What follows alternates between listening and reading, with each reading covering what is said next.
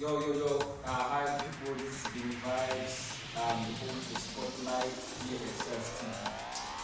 You see now, the boy Benny is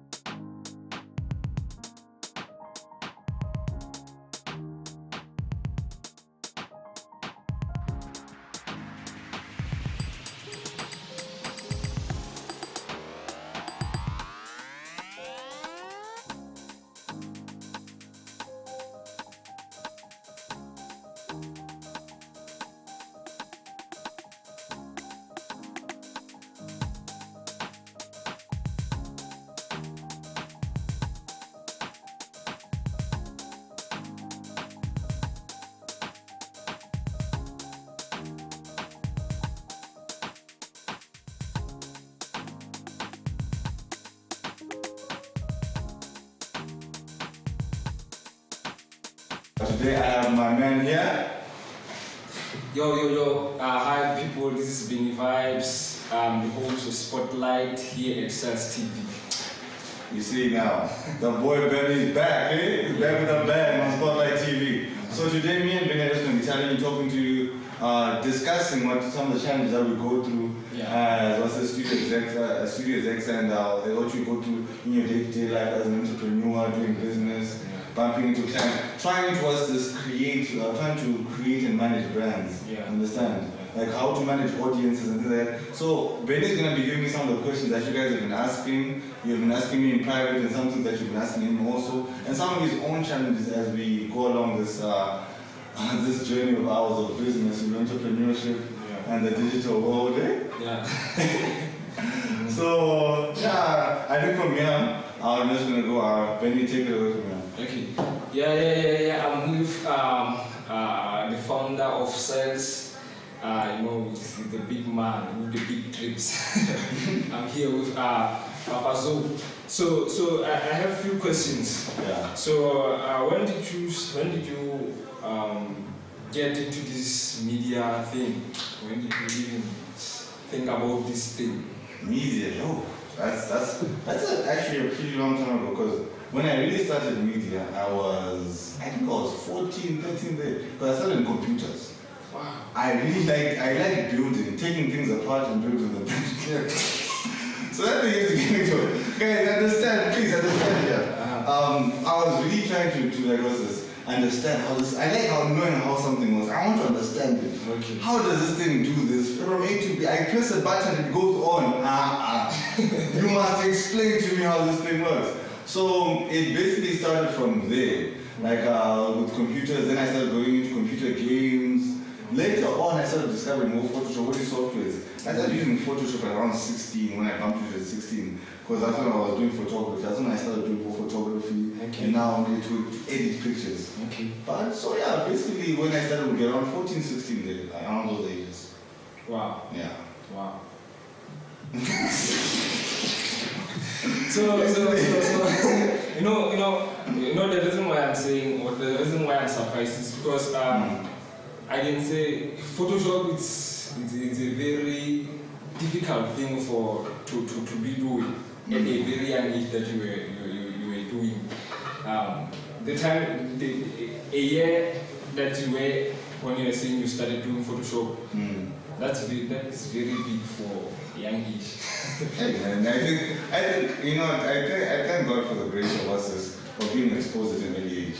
The thing is, I agree with you, maybe what I was doing was too much for my age, 14, 16, to play with Photoshop. And this is the day that Photoshop was still, it wasn't yet to us as just a public thing. It was still amongst developers, web designers, people who were actually in the industry. So when you now say that, it was also because of the mentors I had. Okay. The guys who were mentoring, I was at Mashable in college at that time, really Mashable in international college. And one of my teachers was a really strong mentor of mine, was named Varun Kandara. We used to call him VK for short. That guy was years ahead. He was just years ahead of the game. Like even, I'm not even just talking the sutra, I'm just talking just in general. Just even in the world, internationally speaking. When you saw his pictures, man, like you should check out his page. Yeah. I don't know. I think he actually took down his Facebook. He doesn't really use his Facebook that much, but his pictures are so clear and they're so crisp. He wants us to, from an early age, to know the potentials of what each of these softwares could do. Oh, yeah. So that's how I ended up just diving into it more. You know, when you introduce something to a kid at a young age, it's like it just becomes like an addiction. Yeah. It's like you with instruments. Once you got the keyboard, you couldn't wait to go to the guitar. Yeah. Once you got the guitar, you can't go. That's how it happened for me. Once I started the computer, I wanted to know what the softwares do. Once I found out what the softwares do, like when I can play a game, I was like, I'm tired of playing games. How can I create a game? Oh yeah. Then that's when I started hearing, there's softwares that help you develop games, that help you develop this. So the first thing that I knew about, before I can develop any game, is I can create the visuals. Yeah. The mountains, the pictures, the scenery, I can create a story palette. You know, he started teaching us these things at an early age, so that's why it basically came from the grind, is from within. Yeah. It's just something you wake up. So what in short, what you're trying to say is that nothing can stop a person from achieving what he wants to achieve. Yes. Oh yeah. If you have made that up in your mind, that me, I'm going to be a graphic designer that's going to pay me. There's nothing just like a company. Yeah. Even if you are literally the guy who picks up cans, there's some people who have become millionaires from recycling. Yeah. People just say, whatever you do, you should do it to your best of your ability. Yeah. Just tell us, even if you don't understand. And that's the other thing. Don't even be looking for people to understand you right now. I will not even let you. When you're still explaining to me like this, I should dream like this. For me, it might look like it's some fantasy. It might even be a joke. Please don't get offended, guys. That's the number one thing. When you tell people your vision or your dream and they don't agree with you immediately, a lot of us have a problem. We get offended easily. Yeah. We think that people don't like us when they tell us this thing is not going to work, or because they're trying to actually help you and give you advice on how to go forward. But because when you have this thing inside you, you have this thing, this stubborn mindset. My dad calls it was this, you know everything, you know everything mindset. You know, you think that no, this thing's going to work. Of course, that tenacity is necessary, but you should always remember the people who are around you, they love you, although they might not understand your vision, they don't hate you. Give them time, and as the thing grows, you will see them coming together and all of a sudden you see, oh, this is what you're trying to do. Oh yeah. But that's the thing. We cannot understand what's in your head. Oh yeah. Hey, creatives, this part, please, everybody listen to this part. As a creative, your biggest struggle is translating the idea in your head into paper. That is your number one mission. Before you start making people buy or believe into your idea or trying to sell your idea, you yourself must be able to take your idea in your head and at least put it on paper, jot it down in some form. Whether it's drawing, whether it's pen, whether it's numbers, whether it's it's a script, make sure your idea is written somewhere. Because that's the only part where people can now explain, can now help you. Yeah. Because the people with more knowledge than you, but because the idea is only stuck in your head, there's no way that we can help you express it. Yeah, that's true. That's true.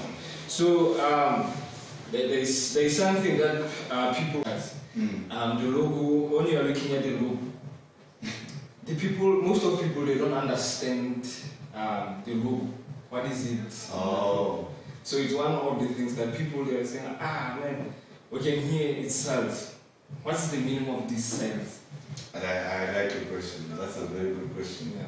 It's a question that even before the logo, this is one question I don't really mind answering, because before I even made the logo, I had thought about that. Oh, yeah. If you've even seen the name cells is not an easy word to say. It was on purpose. Okay. It wasn't a mistake that I made. It's something hard to say. You can't really it's difficult to identify what is it in the background.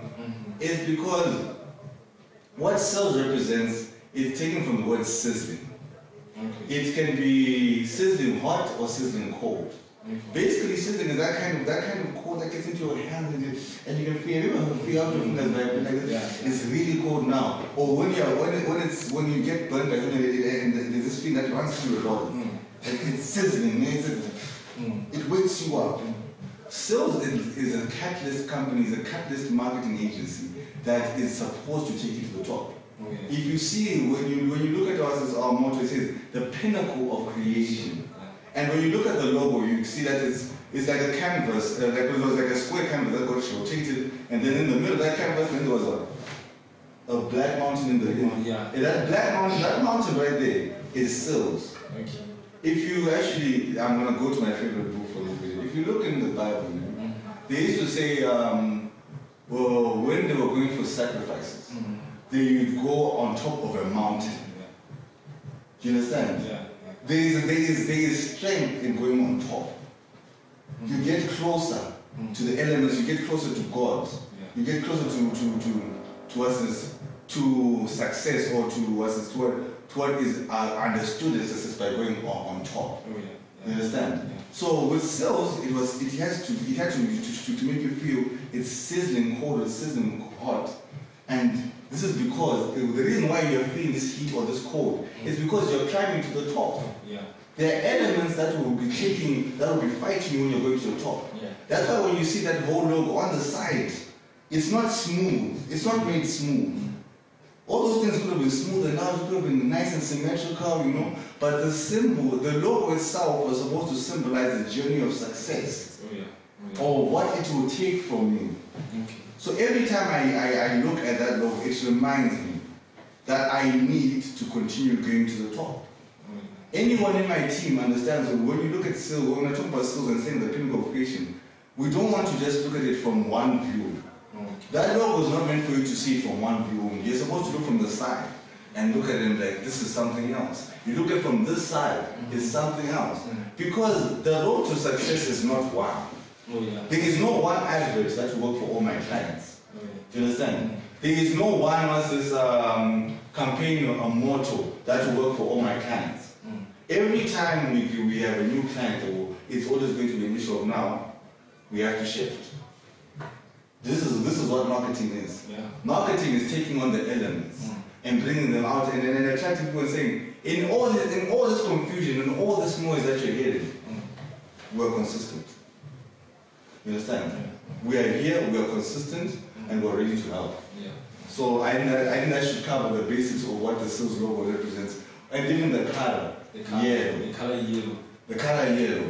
When the sun comes up in the morning, what color do we see? Okay. Do you understand? Yeah. Sales is a ray of hope for a business. Okay. We come into a business that we are pioneers of industry.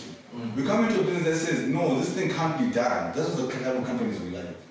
When people are telling you that this product of yours can't move, this product is impossible to sell in Lesotho, this product is impossible to sell to people. Right now, my people don't have money, people don't have this. That's where we as sales come into it. Oh, yeah. So, there are a lot of companies or businesses that you have started. There's sales, there's apps for apes, and there's more. Yeah. So I want you to give us more about this app of apes. Oh, okay. Also, apes was born out of sales marketing. It was actually it's supposed to be its own separate entity, but we thought that first of all we started off as a department inside sales. So that it first of all gains momentum and clientele base. Because when we're looking at the studio and developing of apps and applications, because now if I keep on saying apps, I can say the name. So the development of applications, the development of websites, the development of all kinds of technological projects, networking, networks. This is what ASO does. It's the connectivity. It's going to be. It's basically the baseline. Company has. When you're starting a company, don't start a company that does everything. That's the dream. You can't do everything. You need to specialize. So what I saw with sales, I was now starting to get some gigs for shooting weddings, shooting seminars, and then when you look at what sales is in the company profile, it was now falling out of what sales was doing, but it was a service that's needed. Yes, it falls under technology, it falls under marketing, it falls into a market retention strategy. But how do you then classify it inside your portfolio? That's when now we started taking. When we took out, and then we're like, okay, let's put these type of things, and let's shoot under absolutes. Okay. These are the guys who'll be dealing with our technological side. Who'll be dealing. This is now the geeks.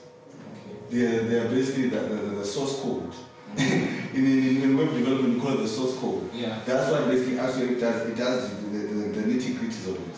Of course, now when you now want to come to your events, that's when we're talking about other companies, go called Chino. Those guys now, they deal, that's when we're now like, no, we don't want to deal with events as sales marketing also. We now need to give that away also, now say, no, if we're going to be dealing with events, deal with the other department or company over here, or Koshino for such things. Because we don't want to now confuse people. Yeah. So ever since you were in this process of building companies, what are the challenges that you have met throughout the way? The challenges have been, a number of challenges have been different. Okay. You find that with some companies, I've been both product industry, in the services industry, and in the product industry. You find, for example, with the product industry, your main issues would be now turnover rate. How quickly are you turning over your stock? If I'm coming in with sales fragrances, how many perfumes am I able to move in a month? How well are they moving? Are my agents being paid on time? Are the commissions still working? Is this price still working? So that's what the thing is. So I think my main challenge with setting up businesses was the dealing with people. Okay. How you deal with people is very key. Because starting from the people inside the company, the people that you work with on the daily, if there's lack of communication and there's a communication breakdown somewhere, it can delay your productivity. So what I would say is internally, number one, when you're doing a company or starting off in any number of businesses, is communication. Communication with your clients, communication with your team as a whole. And number two, the issue of pricing. Yeah. Your pricing should be very wise and do not be afraid. Stop being afraid of talking about money. Please, black people, let's not be afraid of talking about money. Yeah. Let's not fight each other when we talk about money. If I'm asking you about my money, it doesn't mean I hate you. Yeah. Doesn't mean I'm trying to insult you.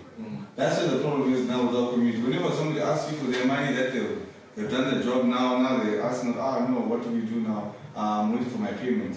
It now becomes, I